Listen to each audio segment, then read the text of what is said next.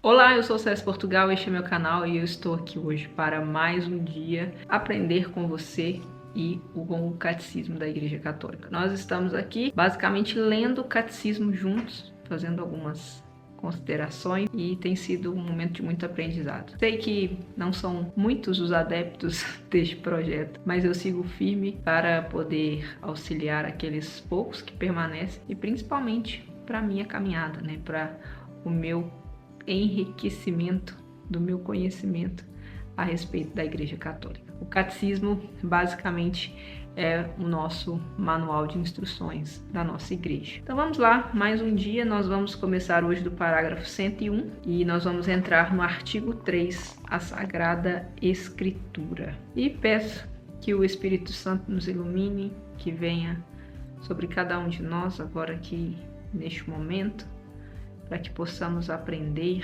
entender e, diria até mesmo, nos encantarmos ainda mais com a nossa igreja. E que, encantados com a nossa igreja, possamos amá-la e fazermos o nosso melhor para a propagação do Evangelho, para a propagação da nossa fé católica. Parágrafo 101. Cristo, palavra única da Sagrada Escritura. Na condescendência de sua bondade, Deus, para revelar-se aos homens, fala-lhe em palavras humanas. Com efeito, as palavras de Deus, expressas por línguas humanas, fizeram-se semelhantes à linguagem humana, tal como outrora o Verbo do Pai Eterno, havendo assumido a carne da fraqueza humana, se fez semelhante aos homens. Por meio de todas as palavras da Sagrada Escritura, Deus pronuncia uma só palavra, seu verbo único, na qual se expressa por inteiro. Então aqui a gente pode entender que Deus quer se fazer ser compreendido, vamos dizer assim. Ele quer que nós o compreendamos e para que nós o compreendamos, ele se faz palavras que nós possamos entender. A gente já viu aqui, Deus não é uma pessoa. Não posso dizer que Deus é uma pessoa. Jesus Cristo, sim, uma pessoa que também é verdadeiramente Deus, verdadeiramente homem, mas Deus não é uma pessoa. De certa forma, a gente não sabe como que ele se comunica, como que seria na linguagem dele ali, como que ele falaria. Mas, para que nós o conheçamos, para que nós o compreendamos, ele se faz palavra para que aí sim a gente possa compreendê-lo com totalidade. Ou tentarmos nos aproximarmos disso, daquilo que mais podemos chegar perto. Já vimos aqui que ainda que nos esforcemos, nunca conseguiremos medir exatamente a grandeza de Deus em nossas vidas. Lembrai-vos que é uma mesma palavra de Deus que está presente em todas as Escrituras, que é um mesmo verbo que ressoa na boca de todos os escritores sagrados. Ele que, sendo no início Deus junto de Deus, não tem necessidade de sílabas, por não estar submetido ao tempo. Nós temos que entender que por mais que existam diferentes autores, diferentes épocas e tudo mais, todos falam de um único Deus. Por esse motivo, a Igreja sempre venerou as Divinas Escrituras, como venera também o corpo do Senhor. Ela não cessa de apresentar aos fiéis o pão da vida tomado da mesa da Palavra de Deus e do corpo de Cristo. Na Sagrada Escritura, a Igreja encontra incessantemente seu alimento e sua força, pois nela não acolhe somente uma palavra humana, mas o que ela é realmente, a palavra de Deus. Com efeito,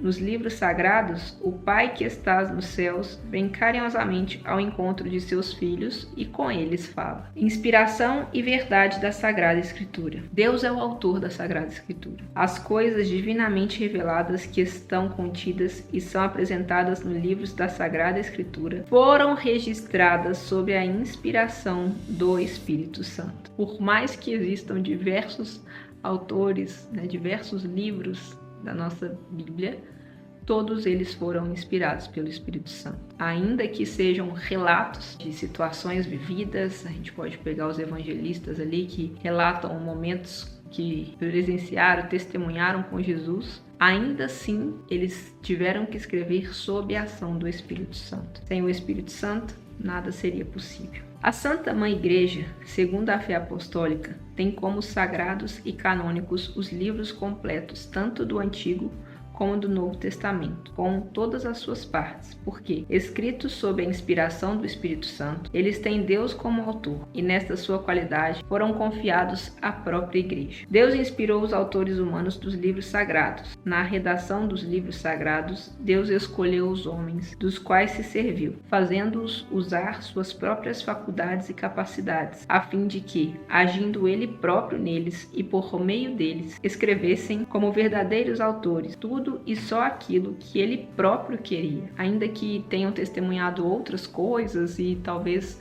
ainda mais grandiosas, aquilo que está escrito é o que Deus quis que tivesse escrito. Os livros inspirados ensinam a verdade. Portanto, já que tudo o que os autores inspirados afirmam deve ser tido como afirmado pelo Espírito Santo, deve-se professar que os livros da Escritura ensinam com certeza, fielmente e sem erro, a verdade que Deus, em vista de nossa salvação, quis que fosse registrada nas Sagradas Escrituras. Não sabe aquele povo que fala assim, ai, a Bíblia está atrasada, os tempos são outros. Deus quis unicamente que tudo que contém ali nos ajude na nossa salvação.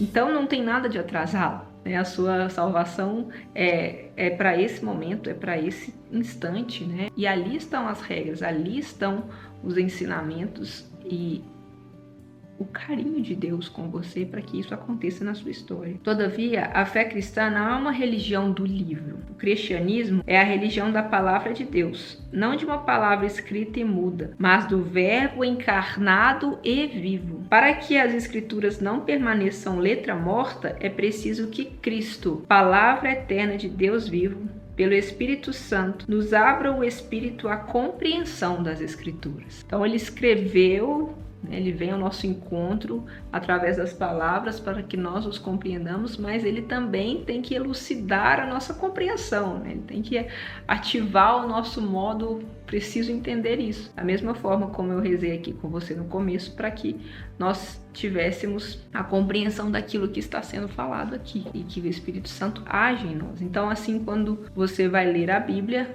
isso também precisa acontecer. O Espírito Santo, intérprete da Escritura. Na Sagrada Escritura, Deus fala ao homem à maneira dos homens. Para bem interpretar a Escritura, é preciso, portanto, estar atento àquilo que os autores humanos quiseram realmente afirmar e àquilo que Deus quis manifestar-nos pelas palavras deles. Para descobrir a intenção dos autores sagrados, há que levar em conta as condições de sua época e de sua cultura, os gêneros literários em uso naquele tempo, os modos então correntes de sentir, falar e narrar, pois a verdade é apresentada e expressa de maneiras diferentes nos textos que são de vários modos históricos, ou proféticos ou poéticos, ou nos demais de outros gêneros de expressão. Aqui vale ressaltar que não é dizendo o que eu acabei de comentar, né? Que então, como é antigo, aquilo então não tem valor.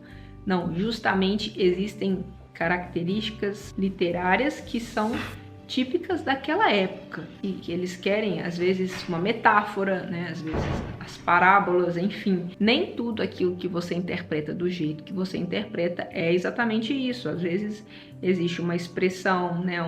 Algo mais querendo dar uma intenção maior ali naquela circunstância. Por ser a Sagrada Escritura inspirada, há outro princípio da interpretação correta, não menos importante que o interior e sem o qual a Escritura permaneceria letra morta. A Sagrada Escritura deve também ser lida e interpretada com a ajuda daquele mesmo Espírito em que foi escrita. O Concílio Vaticano II indica 3 critérios para a interpretação da Escritura conforme o Espírito a inspirou. Então vamos lá. Agora, muito importante, hein? Então, o concílio vai te dar 3 dicas para você interpretar as Sagradas Escrituras. A primeira dica: prestar muita atenção ao conteúdo e à unidade da Escritura inteira, pois, por mais diferentes que sejam os livros que a compõem, a Escritura é una em razão da unidade do projeto de Deus, do qual Cristo Jesus é o centro e o coração, aberto depois de sua Páscoa. É claro que existem muitas passagens importantes, isoladas ali, que tocam, que mexem, mas a totalidade da Bíblia, né, a totalidade da Sagrada Escritura deve ser considerada como um grande propósito de Deus para a sua vida. O coração de Cristo designa a Sagrada Escritura, que dá a conhecer o coração de Cristo. O coração estava fechado antes da paixão, pois a Escritura era obscura. Porém, a Escritura foi aberta após a paixão, pois os que, a partir daí, têm a compreensão dela, consideram e discernem de que maneira as profecias devem ser interpretadas. Agora, a segunda dica: ler a Escritura dentro da tradição viva da igreja inteira, consoante um adágio dos padres.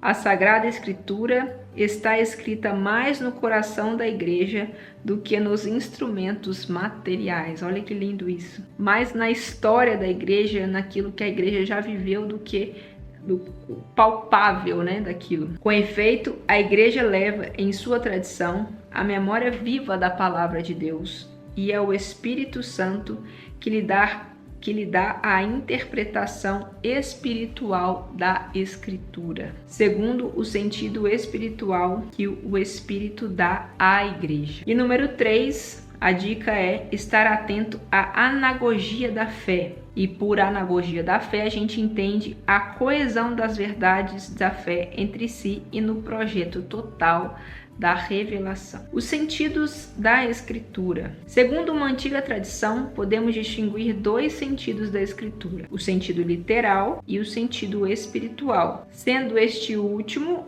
o espiritual, subdividido em sentido alegórico, moral e anagógico. É complicando, mas vai fazer sentido.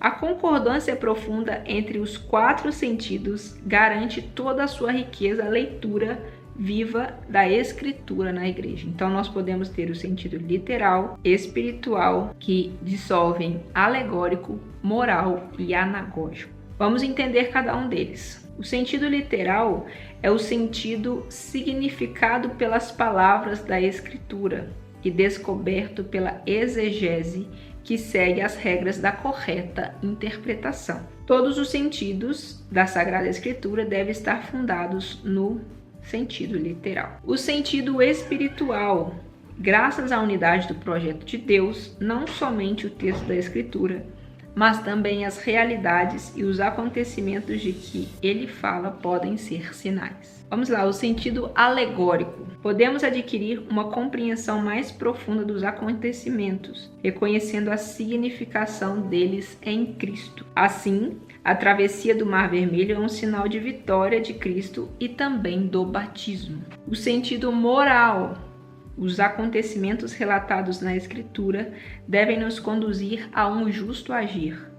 Eles foram escritos como advertência para nós. Número 3, o sentido anagógico. Podemos ver realidades e acontecimentos em sua significação eterna, nos conduzindo à nossa pátria. Assim, a igreja na terra é sinal da Jerusalém celeste. Um dístico medieval resume a significação dos 4 sentidos. Então, o que tudo isso aí quer dizer, né? A letra ensina o que aconteceu, o literal, né?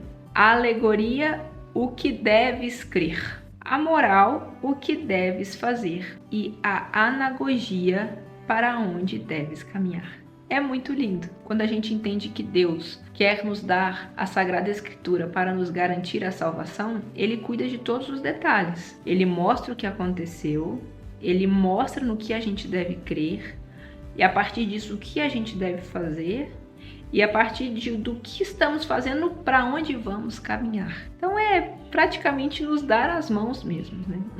É dever dos exegetas esforçarem-se dentro dessas diretrizes, por entender e expor com maior aprofundamento o sentido da Sagrada Escritura, a fim de que, por seu trabalho de certo modo preparatório, amadureça o julgamento da Igreja, pois todas estas coisas que concernem a maneira de interpretar a Escritura estão sujeitas, em uma última instância, ao juízo da Igreja, que exerce o divino ministério e mandato de guardar e interpretar a palavra de Deus. Santo Agostinho tem uma frase que ele diz: Eu não creria no Evangelho se a isso não me levasse a autoridade da Igreja Católica. É lindo demais. Eu não sei como que... Meu Deus. Tem pessoas que querem estudar a Igreja Católica para afrontá-la e a partir do momento que passam a estudá-la, se encantam e entendem que é a verdadeira fé. Isso é muito lindo. Muito, muito, muito lindo. E é exatamente isso que Santo Agostinho resume aqui. O cânon das Escrituras. Foi a tradição apostólica que fez a Igreja discernir quais escritos deveriam ser enumerados na lista dos livros sagrados. Esta lista completa é denominada cânon das Escrituras. Canon. Ele comporta 46 escritos para o Antigo Testamento e 27 para o Novo Testamento. Então vamos lá, para o Antigo Testamento. Gênesis, Êxodo, Levítico, Números, Deuteronômio, Josué, Juízes, Rute, os 2 livros de Samuel, os 2 livros dos reis, os 2 livros das crônicas, Esdras e Neemias, Tobias, Judite, Esther, os 2 livros dos Macabeus, Jó, os Salmos, os Provérbios, o Eclesiastes, o Cântico dos Cânticos, a Sabedoria, o Eclesiástico, Isaías, Jeremias, as Lamentações, Baruque, Ezequiel, Daniel, Oséias, Joel, Amós, Abdias, Jonas, Miqueias, Naum, Abacuque, Sofonias, Ageu, Zacarias e Malaquias. Para o Novo Testamento, os evangelhos de Mateus, Marcos, Lucas e João, os Atos dos Apóstolos, as epístolas de São Paulo aos Romanos, a primeira e a segunda aos Coríntios, aos Gálatas, aos Efésios, aos Filipenses, aos Colossenses, a primeira e a segunda aos Tessalonicenses, a primeira e a segunda a Timóteo, a Tito, a Filemon, a epístola aos Hebreus, a epístola de Tiago, a primeira e a segunda epístolas de Pedro e as 3 epístolas de João, a epístola de Judas e o Apocalipse. O Antigo Testamento é uma parte indispensável da Sagrada Escritura. Seus livros são divinamente inspirados e conservam valor permanente, pois a antiga aliança nunca foi revogada. Com efeito, a economia do Antigo Testamento estava ordenada principalmente para preparar a vinda do Cristo Redentor de todos. Embora contenham também coisas imperfeitas e transitórias, os livros do Antigo Testamento dão testemunho de toda a divina pedagogia do amor salvífico de Deus. Neles encontram-se sublimes ensinamentos acerca de Deus e salutar sabedoria concernente à vida do homem, bem como admiráveis tesouros de preces. Nestes livros está latente o mistério de nossa salvação. Os cristãos veneram o Antigo Testamento como verdadeira palavra de Deus. A Igreja sempre rechaçou vigorosamente a ideia de rejeitar o Antigo Testamento sob o pretexto de que o Novo o teria feito caducar. Marcionismo. O Novo Testamento é a palavra de Deus, que é força de Deus para a salvação de todo crente. É apresentada e manifestada seu vigor de modo eminente nos escritos do Novo Testamento. Estes escritos nos fornecem a verdade definitiva da revelação divina. Seu objeto central é Jesus Cristo, o Filho de Deus encarnado. Seus atos, ensinamentos, paixão e glorificação, assim como os inícios de sua igreja sob a ação do Espírito Santo. Os evangelhos são como o coração de todas as escrituras, uma vez que constituem o principal testemunho da vida e da doutrina do Verbo encarnado, nosso Salvador. Na formação dos evangelhos, podemos distinguir 3 etapas: a vida e o ensinamento de Jesus. A Igreja defende firmemente que os 4 evangelhos, cuja historicidade afirma sem hesitação, transmitem fielmente aquilo que Jesus, Filho de Deus, ao viver entre os homens, realmente fez e ensinou para a eterna salvação deles até o dia em que foi elevado. A tradição oral, o que o Senhor dissera e fizera, os apóstolos, após a ascensão do Senhor, transmitiram aos ouvintes, com aquela compreensão mais plena de que desfrutavam, instruídos que foram pelos gloriosos acontecimentos de Cristo e esclarecidos pela luz do Espírito de verdade. Os evangelhos escritos, os autores sagrados escreveram os 4 evangelhos escolhendo certas coisas das muitas transmitidas, ou oralmente, ou já por escrito, fazendo síntese de outras ou as explanando com vistas à situação das igrejas, conservando, enfim, a forma de pregação, sempre de maneira a nos transmitir a respeito de Jesus coisas verdadeiras e sinceras. O Evangelho quadriforme ocupa na Igreja um lugar único, como atestam a veneração que lhe tributa a liturgia e o atrativo incomparável que desde sempre tem exercido sobre os santos. Não existe nenhuma doutrina que seja melhor, mais preciosa e mais esplêndida que o texto do Evangelho.